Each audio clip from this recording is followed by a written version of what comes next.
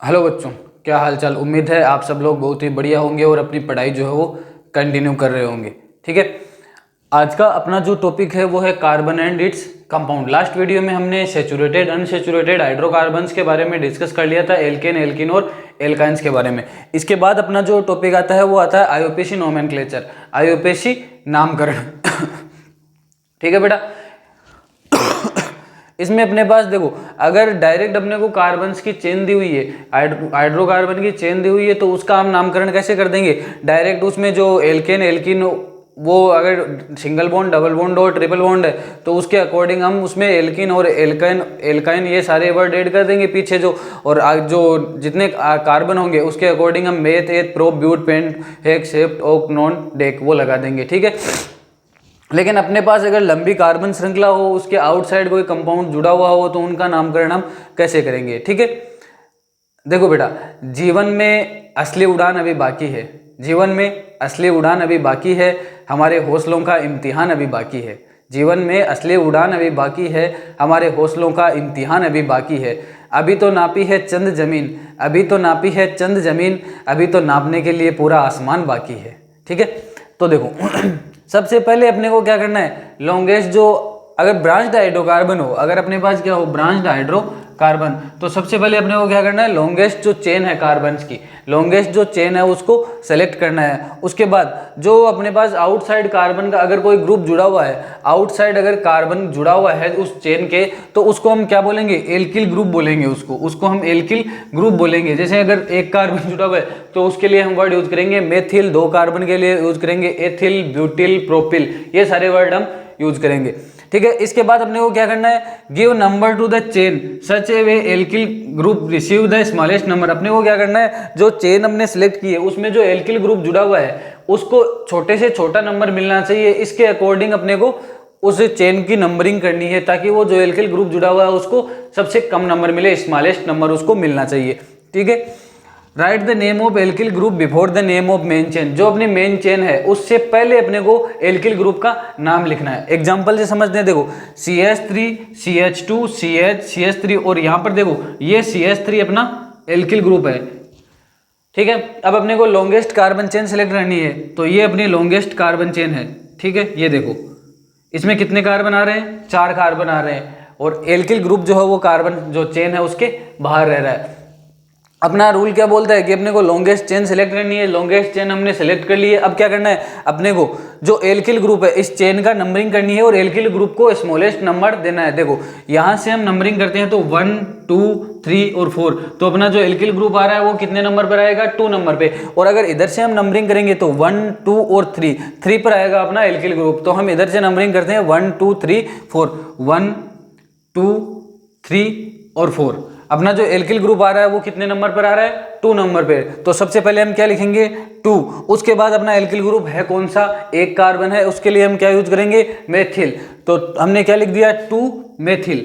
ठीक है, इसके बाद देखो अपनी कार्बन जो चेन है उसमें कितने कार्बन है, 1, 2, 3 और 4 कार्बन के लिए हम क्या यूज करते हैं, ब्यूट। तो अपना नाम क्या हो जाएगा, ब्यूटेन। तो इस पूरे जो कंपाउंड है उसका नाम क्या हो जाएगा, 2 मेथिल ब्यूटेन। एक और एग्जांपल से समझते हैं, देखो CH3, CH2, CH, CH2, CH3। अब ये अपने लॉन्गेस्ट कार्बन चेन अपने को सेलेक्ट करनी है। लॉन्गेस्ट कार्बन चेन अगर हम सेलेक्ट करते हैं तो देखो ये वाली अपनी लॉन्गेस्ट कार्बन चेन है। ठीक है, इसके आउटसाइड जो ग्रुप जुड़ा हुआ है वो ये जुड़ा हुआ है CH2, CH3। ये वाला जो चेन है इसके साथ ये ग्रुप जुड़ा हुआ है। अब अपना रूल क्या बोलता है, लॉन्गेस्ट चेन सेलेक्ट करनी है। अब अपने को नंबरिंग करनी है तो 1, 2, 3, 1, 2, 3, 4 और 5, और इधर से भी नंबरिंग करेंगे तो 1, 2, 3, 4, 5। इस जो ग्रुप जुड़ा हुआ है, जो एल्किल ग्रुप जुड़ा हुआ है, उसको दोनों कंडीशंस में 3 नंबर मिल रहा है। तो इसका नाम क्या हो जाएगा, सबसे पहले अपने को लिखना है 3। इसके बाद एल्किल ग्रुप जो जुड़ा हुआ है, एल्किल ग्रुप यहाँ पर कौन सा जुड़ा हुआ है, देखो 2 कार्बन है, 2 कार्बन के लिए हम क्या यूज करेंगे, 2 कार्बन के लिए हम क्या यूज करेंगे, सिंगल कार्बन के लिए मेथिल यूज कर रहे थे, 2 कार्बन के लिए हम वर्ड यूज करेंगे एथिल। तो इसका नाम क्या हो जाएगा, 3 एथिल। अब देखो अपने पास कार्बन जो अपनी चेन है, मेन चेन, उसमें अपने पास कार्बन कितने हैं, 5 कार्बन। 5 कार्बन के लिए हम क्या यूज करते हैं, प्रोप। तो इसका नाम हो जाएगा 3 एथिल प्रोपेन। एक और एग्जांपल देखते हैं, देखो CH3, CH2, ये C कार्बन, इसके साथ दोनों इधर भी CH3 जुड़ा हुआ है, इधर भी CH3 जुड़ा हुआ है, CH2 CH3। सेम अपने को लॉन्गेस्ट कार्बन चेन सेलेक्ट करनी है, ये अपनी लॉन्गेस्ट कार्बन चेन हो जाएगी। अब देखो इसमें जो एल्किल ग्रुप जुड़ा हुआ है उसके अपने को कार्बन चेन को नंबरिंग करनी है, और जो एल्किल ग्रुप जुड़ा हुआ है उसको स्मॉलेस्ट नंबर मिलना चाहिए। तो देखो 1 2 3 दोनों तरफ से जब हम नंबरिंग देंगे तो 3 अपने पास आएगा, ठीक है। लेकिन अब देखो यहाँ पर देखो दो अलग अलग कार्बन के साथ दो ग्रुप जुड़े हुए हैं, दोनों है सेम लेकिन दोनों अलग अलग है। यहाँ पर अगर ये इसी के साथ जुड़ा हुआ तब तो ये एथिल हो जाता है, लेकिन यहाँ पर देखो एक CH3 ऊपर की तरफ है, एक CH3 नीचे की तरफ है, लेकिन दोनों सेम कार्बन से कनेक्टेड है। तो हम क्या लिखेंगे 3 3, तीनों थर्ड नंबर पर है 3 3, और 2 के लिए हम क्या यूज करेंगे डाई, 3 3 डाई, और CH3 के लिए हम यूज करेंगे मेथिल, और लॉन्गेस्ट जो अपनी कार्बन चेन आ रही है उसमें अपने पास कार्बन आ रहे हैं 5, तो उसके लिए हम यूज करते हैं पेंटेन, 3 3 डाई मेथिल पेंटेन।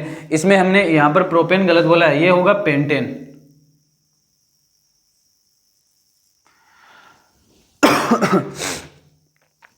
ठीक है, 3 एथिल पेंटेन, और इसका नाम क्या हो जाएगा 3 3 डाई मेथिल पेंटेन। ओके, अब अपने पास आते हैं फंक्शनल ग्रुप। फंक्शनल ग्रुप देखो, फंक्शनल ग्रुप में अपने को अपने सिलेबस में जो डिस्कस करने हैं, अपने को 4-5 फंक्शनल ग्रुप डिस्कस करने हैं। पहला अपने पास जो आता है वो आता है हेलो एल्केन्स। हेलो एल्केन्स में कौन से आते हैं, क्लोरीन, ब्रोमीन, आयोडीन, ये आते हैं अपने पास।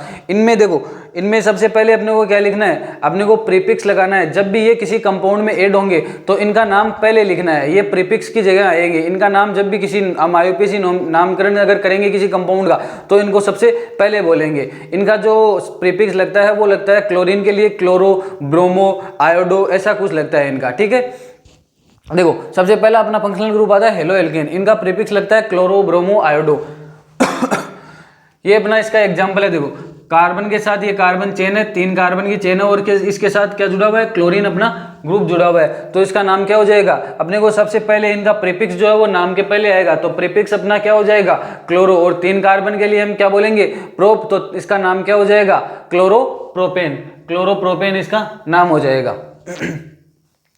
ठीक है, इसके बाद अपना जो ग्रुप आता है वो आता है एल्कोहल। एल्कोहल में क्या जुड़ता है, अपना OH ग्रुप जुड़ा हुआ होता है। एल्कोहल में OH ग्रुप जुड़ा हुआ होता है, और ये जो है वो नाम के पीछे लगते हैं, सफिक्स इनको सफिक्स बोलते हैं, नाम के पीछे लगेंगे। पहले मेन कार्बन चेन का नामकरण करेंगे और पीछे ये जो ग्रुप जुड़ा हुआ है वो लगा देंगे। तो इनके जो पीछे लगता है, जो वर्ड लगता है, सफिक्स लगता है, वो लगता है ओल। हिंदी में लिख देता हूं ओल। ये अपनी सेम एग्जांपल देखो, कार्बन चेन है अपनी, इसमें कार्बन कितने हैं, 3 कार्बन है। 3 कार्बन के साथ ये अपना फंक्शनल ग्रुप OH ये जुड़ा रहा है, ठीक है। तो इसका नाम क्या हो जाएगा, 3 कार्बन के लिए हम वर्ड यूज करेंगे प्रोप, तो इस और इनमें जो सफिक्स लगता है वो लगता है ओल, तो इसका नाम क्या हो जाएगा प्रोपेनोल। एक इसमें अपना फेमस जो जिसकी अपने को प्रॉपर्टी पढ़नी है वो आता है C2H5OH। इसका नाम क्या हो जाएगा, 2 कार्बन के लिए हम क्या वर्ड यूज करते हैं एथ, और अपने इनमें सफिक्स क्या लगता है ओल, तो इसका नाम हो जाएगा एथेनॉल। थर्ड जो अपना ग्रुप आता है वो आता है एल्डिहाइड। एल्डिहाइड में जो ग्रुप जुड़ा हुआ होता है वो CHO ग्रुप जुड़ा हुआ होता है, और इनमें जो सफिक्स लगता है वो लगता है अल। अल लगता है इनमें सफिक्स नाम के पीछे। देखो यहाँ पर कार्बन कितनी, ये 3 कार्बन की चेन है, इसमें ये अपना ग्रुप जुड़ा हुआ है, ये वाला अपना फंक्शनल ग्रुप है CHO। इसका नाम क्या हो जाएगा, 3 कार्बन के लिए सेम वही प्रोप यूज करते हैं, और इसका नाम क्या हो जाएगा प्रोपेनल, इसमें अल वर्ड लगता है पीछे। लास्ट अपना इसके बाद आता है कीटोन। कीटोन में देखो दोनों तरफ कार्बन चेन होगी और बीच में कार्बन जो है वो ऑक्सीजन के साथ डबल बॉन्ड बनाए रहेगा, ऐसी कुछ स्ट्रक्चर होगी। इसमें जो सफिक्स लगता है वो लगता है ओन। ये अपना देखो इधर CH3 है, CH3 है, इधर भी CH3 है, और ये बीच में अपना कीटोन ऐड हो रखा है, तो इसका नाम क्या हो जाएगा प्रोपेनोन। इनमें जो सफिक्स लगेगा वो लगेगा नॉन, ओन, ठीक है, प्रोपेनोन, ब्यूटेनोन। इसके बाद अपना जो आता है वो आता है कार्बोक्सिलिक एसिड। कार्बोक्सिलिक एसिड में जो अपना चेन जुड़ी हुई, जो फंक्शनल ग्रुप जुड़ा हुआ होता है वो COOH जुड़ा हुआ होता है। इसकी कुछ स्ट्रक्चर ऐसी होती है, कार्बन डबल बॉन्ड O और OH। ये कंपाउंड जो फंक्शनल ग्रुप जो है कार्बोक्सिलिक अम्ल होता है, कार्बोक्सिलिक एसिड होता है। इसमें जो सफिक्स लगता है वो लगता है ओइक एसिड। ये देखो यहाँ पर ये अपना फंक्शनल ग्रुप ऐड हो रखा है, ये रहा। इसका नाम क्या हो जाएगा, 3 कार्बन है तो इसका नाम हो जाएगा प्रोपेनोइक एसिड, ठीक है। इसके बाद इसके अगर अपने को नामकरण करना है तो नामकरण में अगर अपने को डायरेक्ट चेन दी हुई है, कोई आउटसाइड ग्रुप नहीं दे रखा है, तो डायरेक्ट हम क्या कर देंगे, उसमें जितने कार्बन है उसके अकॉर्डिंग उनकी नंबरिंग कर लेंगे और उनको जैसे अगर 3 कार्बन है, 2 कार्बन है तो methane, ethane, propane, double bond, single bond, alkene, alkyne वो डिसाइड करेंगे, ठीक है। इसके बाद अपने पास जो आता है वो आता है आइसोमर्स, स्ट्रक्चरल आइसोमर्स। इनमें क्या होता है, देखो आइसोमर्स, इनकी जो फॉर्मूला होता है, इनका फॉर्मूला जो होता है वो सेम होता है, सेम फॉर्मूला होता है, लेकिन इनकी जो स्ट्रक्चर होती है वो डिफरेंट होती है। यहाँ पर देखो C4H10 का एग्जाम्पल लेते हैं, ब्यूटेन का। ब्यूटेन की ये देखो CH3 CH2 CH2 CH3, इसमें कार्बन कितने हैं, 4 और 10 हाइड्रोजन है। सिंपल 10 हाइड्रोजन 4 कार्बन के लिए हम वर्ड यूज करते हैं ब्यूट, और सभी में इसमें क्या है, सिंगल बॉन्ड तो एन, तो इसका नाम क्या हो जाएगा, ब्यूटेन। लेकिन इसमें देखो सेम C4H10 का फॉर्मूला, C4H10 फॉर्मूला है, लेकिन देखो हमने क्या करा है, CH3 और बीच में CH और ये अपना फंक्शनल ग्रुप ऐड कर दिया। अब क्या करना है अपने को, उस रूल के अकॉर्डिंग अपने को इसका नामकरण करना है। लॉन्गेस्ट कार्बन चेन सेलेक्ट करनी है, इसकी नंबरिंग करनी है 1 2 3, दोनों साइड से नंबरिंग करेंगे तो ये 2 नंबर पर आएगा, ठीक है। और ये CH3 ग्रुप जुड़ा हुआ है तो इसका नाम क्या हो जाएगा, 2 मेथिल,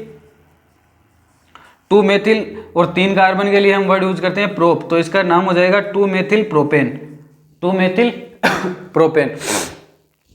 एक अपने पास आते हैं साइक्लिक हाइड्रोकार्बन्स, ठीक है। साइक्लिक हाइड्रोकार्बन में देखो अगर कोई कंपाउंड जो है वो किसी साइकिल, किसी प्रॉपर शेप में है तो उसको उनके नाम से पहले हम साइकिल वर्ड यूज कर देंगे। देखो यहां देख लेते हैं, CH2 CH2 CH2 CH2, और ये अपना 4 कार्बन है और इसमें 8 हाइड्रोजन है। इसका नाम क्या हो जाएगा, इसका नाम क्या हो जाएगा, देखो ये इस स्टेप में है, इसका नाम क्या हो जाएगा, साइक्लोब्यूटेन, साइक्लोब्यूटेन, क्योंकि ये इस प्रॉपर एक साइकिल की शेप में है तो इसका नाम क्या हो जाएगा, साइक्लोब्यूटेन। एक अपने पास बुक का एग्जांपल अपने पास अपनी बुक में दे रखा है, साइक्लोहेक्सेन की स्ट्रक्चर डाल रखी है उसने। साइक्लोहेक्सेन की स्ट्रक्चर कुछ ऐसी होती है, कार्बन इसमें 6 कार्बन ऐड होते हैं, वो भी एक साइक्लिक शेप में, ये होता है साइक्लोहेक्सेन।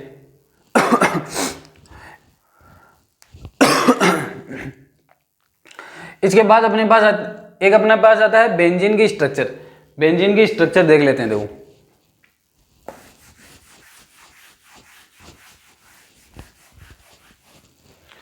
बेंजीन की जो स्ट्रक्चर होती है वो कुछ ऐसी होती है। बेंजीन अपना काफ़ी इंपॉर्टेंट तो जो कंपाउंड है, ये ऑलमोस्ट काफ़ी ज़्यादा ऑर्गेनिक में इसका काफ़ी ज़्यादा वेटेज है। अपनी ऑर्गेनिक केमिस्ट्री में बेंजीन बहुत जगह अपने यूज में आता है, ठीक है। इसमें देखो कार्बन कार्बन कार्बन,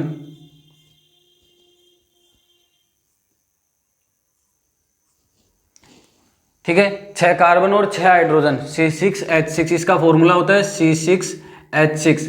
अब इसमें देखो कार्बन एक एक डबल बॉन्ड रहता है, एक छोड़ के एक एक डबल बॉन्ड रहता है। कार्बन की एक वैलेंसी जो है वो डबल बॉन्ड से सेटिस्फाइड हो रही है और इनके साथ एक एक हाइड्रोजन जुड़ा रहता है। ये अपनी बेंजीन की स्ट्रक्चर होती है, इनके साथ एक एक हाइड्रोजन जुड़ा रहेगा, ठीक है। प्रत्येक कार्बन की जो है वो जो वैलेंसी है वो सेटिस्फाइड हो रही है। ये बेंजीन की स्ट्रक्चर होती है, इंपॉर्टेंट स्ट्रक्चर है बेंजीन की, ठीक है। इसके बाद अपने पास आती है होमोलोगस सीरीज। होमोलोगस सीरीज को हिंदी में बोलेंगे समजातीय श्रेणी।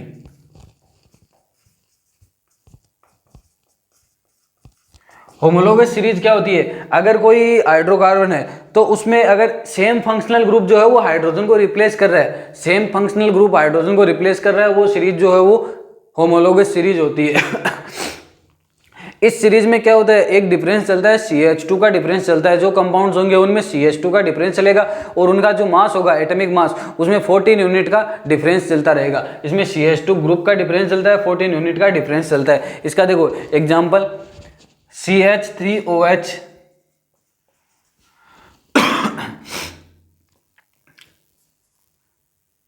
C2H5OH, C3H7OH, एक एक हाइड्रो जो CH2 ग्रुप जो है वो इसमें 2 हाइड्रोजन का डिफरेंस चलेगा। CH2 ग्रुप्स का डिफरेंस चलेगा, 2 हाइड्रोजन होंगे, 1 कार्बन होगा, उसका इसमें डिफरेंस चलता रहेगा। ये होती है होमोलोगस सीरीज, 14 यूनिट का डिफरेंस चलता है। एग्जाम में क्वेश्चन कैसे आएगा, आपको 2-3 कंपाउंड दे देगा, 2-3 कंटिन्यू सीरीज दे देगा कि ये होमोलोगस सीरीज में है या नहीं है, या आपको 2 दे देगा और थर्ड वाला नहीं देगा। थर्ड वाला आपसे पूछेगा कि नेक्स्ट कंपाउंड जो है उसमें क्या आएगा।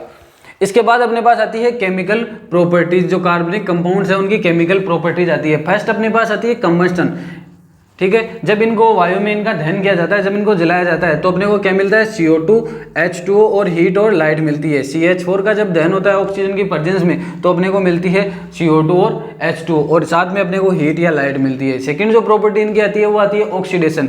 ऑक्सीडेशन, अगर कार्बनिक एल्कोहल्स का अगर ऑक्सीडेशन होता है तो ये किस में बदल जाते हैं, कार्बोक्सिलिक एसिड में। CH3CH2OH ये अपना एल्कोहल है, इसका फॉर्मूला C2H5OH आपको लिखा हुआ मिल सकता है, ठीक है, कहीं कहीं ये CH3CH2OH भी मिल सकता है, C2H5OH भी मिल सकता है, ठीक है।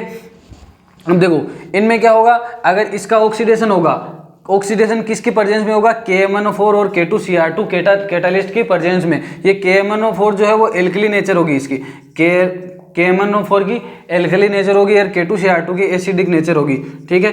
ये दोनों कैटालिस्ट है। कैटालिस्ट क्या होते हैं, जो रिएक्शन में पार्टिसिपेट नहीं करते बट रिएक्शन को क्या करते हैं, उसकी स्पीड को इंक्रीज और डिक्रीज कर सकते हैं, ठीक है।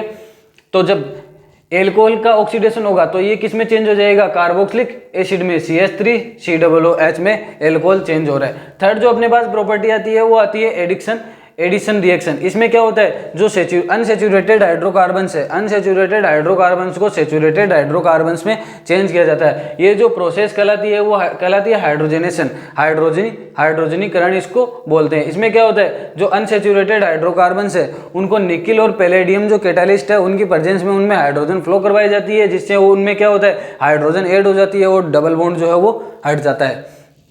ये जो है वो अपने जो ऑयल है उसकी हाइड्रोजनीकरण में यूज होती है। जो एनिमल फैट होता है वो सेचुरेटेड होती है और जो वेजिटेबल फैट होता है वो क्या होती है, अनसेचुरेटेड, ठीक है।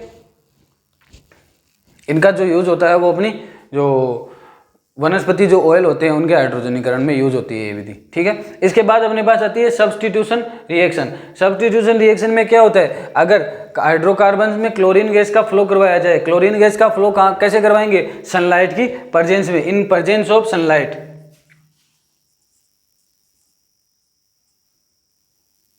सनलाइट की प्रेजेंस में जब क्या होगा, इनमें क्लोरीन गैस का फ्लो करवाया जाएगा तो क्या होगा, HCl साइड हो जाएगा, HCl जो है वो अलग हो जाएगा और CH3Cl यानी कि हाइड्रोजन और क्लोरीन अलग हो जाएंगे और CH3Cl अपने पास कंपाउंड मिलेगा। इसमें CH3Cl भी नहीं मिलता, ये आगे कंटिन्यू ये प्रोसेस चलती रहती है। फिर अपने को क्या मिलता है,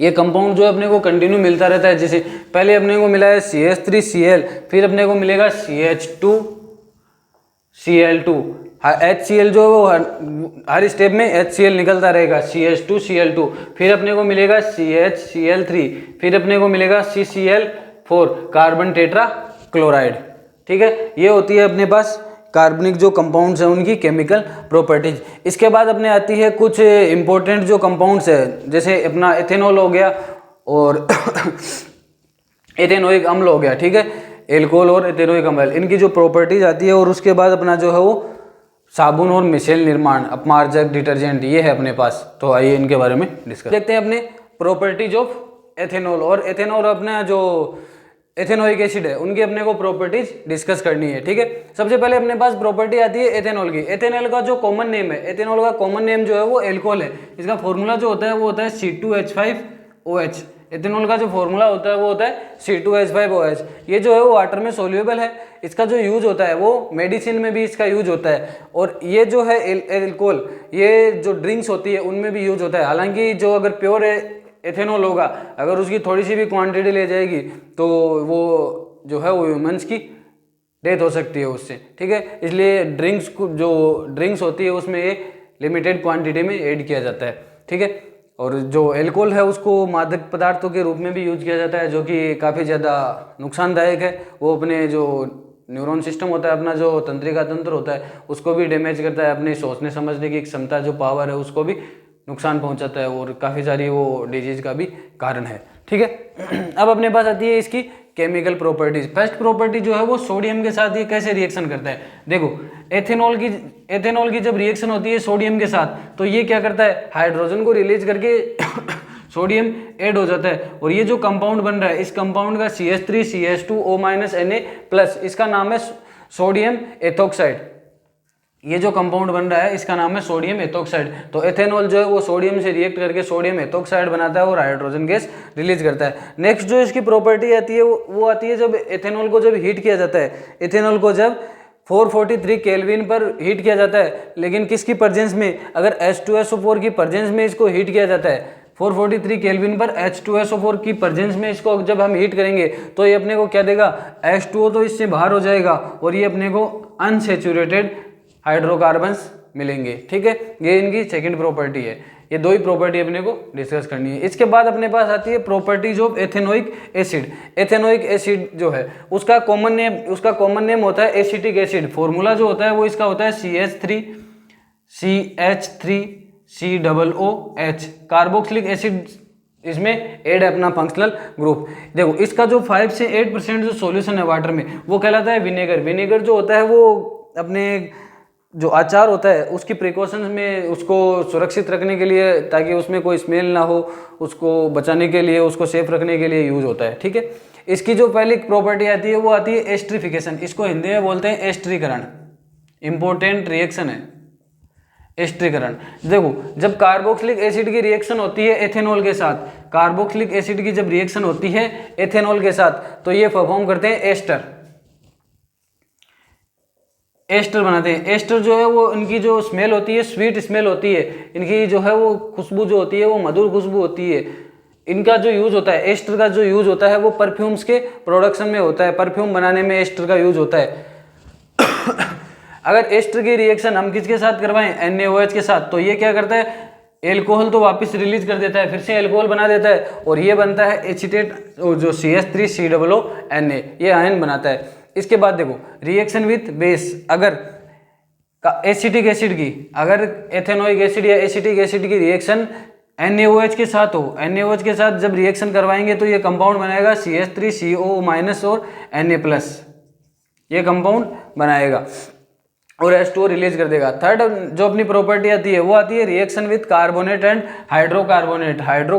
कार्बोनेट और हाइड्रोकार्बोनेट के साथ रिएक्शन करके ये अब क्या बनाते हैं, ये CH3CO- Na ये कंपाउंड बनाते हैं और इसके साथ ये रिलीज करते हैं हाइड्रोजन और H2 और CO2 ये रिलीज करते हैं। देखो CH3COOH की रिएक्शन Na2CO3 के साथ करवा रहे हैं और NaHCO3 के साथ करवाए, दोनों में सेम कंपाउंड अपने को मिल रहा है। इसके बाद अपने पास आता है सोप एंड डिटर्जेंट, जो कि अपना लास्ट टॉपिक है, सोप और डिटर्जेंट। सोप का जो फॉर्मूला होता है वो होता है C17H35COONA। ठीक है, ये कहीं कहीं आपको ऐसा मिल सकता है COO- और Na+। ठीक है, ये फॉर्मूला होता है C17H35COONA। सोप कैसे वर्क करता है, सोप में दो एज होते हैं, एक होता है हाइड्रोफोबिक और एक होता है हाइड्रोफिलिक पार्ट। ये दो पार्ट होते हैं इसमें। हाइड्रोफोबिक जो पार्ट होता है वो क्या होता है, वाटर को रिपील करता है, वो वाटर लविंग नहीं होता है, उसको वाटर से नफरत है। ये वाला पार्ट जो है वो कार्बन चेन वाला जो पार्ट है, ये इसको वाटर से नफरत है, ये वाटर में डिजोल्व नहीं हो पाता। ठीक है, और जो ये आयंस वाला पार्ट है ये वाटर में डिजोल्व है, इसको वाटर से, ये वाटर लविंग पार्ट होता है। तो ये अपने पास आती है जब साबुन जो है उसकी सफाई, वो कपड़ों की सफाई कैसे करती है, इस स्ट्रक्चर से करती है। ये जो तेल या ग्रीस जो पार्ट लगा हुआ है, ये वाला जो गंदगी का पार्ट है, इस पर देखो जो अपना ये जो हाइड्रोफोबिक पार्ट है जिसको वाटर से लव नहीं है, वाटर से प्यार नहीं है, वो क्या करेगा, इस गंदगी से चिपक जाएगा। बिकॉज वो क्या है, ऑयल लविंग है। अगर वो वाटर लविंग नहीं है तो ऑयल से चिपक जाएगा, ऑयल लविंग है वो। और जो अपना आयनिक पार्ट है, हाइड्रोफिलिक पार्ट है, वो क्या हो जाएगा, वाटर में डिजोल्व हो जाएगा, वो वाटर में रहेगा। और जैसे ही हम कपड़े, ये क्या करेंगे, इस प्रकार की ये जो स्ट्रक्चर बनेगी, उस गंदगी के चारों तरफ वो ऐसी स्ट्रक्चर बना देंगे और जिससे क्या है, वो गंदगी को एक जगह से हटा के उसको कपड़े को साफ कर देंगे। ये होती है मिशेल की संरचना। इसके बाद अपने पास आता है डिटर्जेंट। डिटर्जेंट की अपने को नीड क्यों हुई, देखो जो हार्ड वाटर होता है, हार्ड वाटर में क्या होते हैं, कैल्शियम और मैग्नीशियम आयंस होते हैं। कैल्शियम और मैग्नीशियम आयंस के साथ साबुन रिएक्ट करके क्या बनाता है, प्रेसिपिटेट बनाता है, अवक्षेप बनाता है। जो साबुन है वो क्या नहीं देती, झाग नहीं बनाती है हार्ड वाटर में। तो इस प्रॉब्लम का सॉल्यूशन करने के लिए अपने को क्या नीड हुई, डिटर्जेंट्स की नीड हुई। डिटर्जेंट जो है वो साबुन, जो हार्ड वाटर जो होता है, कैल्शियम जो इसमें क्या होते हैं, कैल्शियम और मैग्नीशियम आयंस होते हैं, उन कैल्शियम और मैग्नीशियम आयंस के साथ कोई रिएक्शन नहीं करता, यानी कि कोई प्रेसिपिटेट नहीं बनाता, उसमें भी वो झाग दे देते हैं, इसलिए डिटर्जेंट्स की अपने को नीड हुई। साबुन जो होते हैं वो सोडियम, जो कार्बोक्सिलिक अम्लों के सोडियम और पोटेशियम आयन होते हैं। कार्बोक्स साबुन को अगर डेफिनेशन के साबुन क्या होते हैं, साबुन जो है वो कार्बोक्सिलिक अम्ल लंबी श्रृंखला वाले कार्बोक्सिलिक अम्लों के सोडियम या पोटेशियम लवण होते हैं। ऐसे हम साबुन को डिफाइन कर सकते हैं। ठीक है, ये अपना यहाँ पर चैप्टर कंप्लीट होता है। उम्मीद है आपको चैप्टर पूरी तरीके से अच्छे से समझ में आया होगा। ठीक है, अगर आपका कोई डाउट है तो आप कमेंट जरूर कर सकते हैं। अगर वीडियो पसंद आया तो वीडियो को लाइक ज़रूर कीजिएगा। Thank you.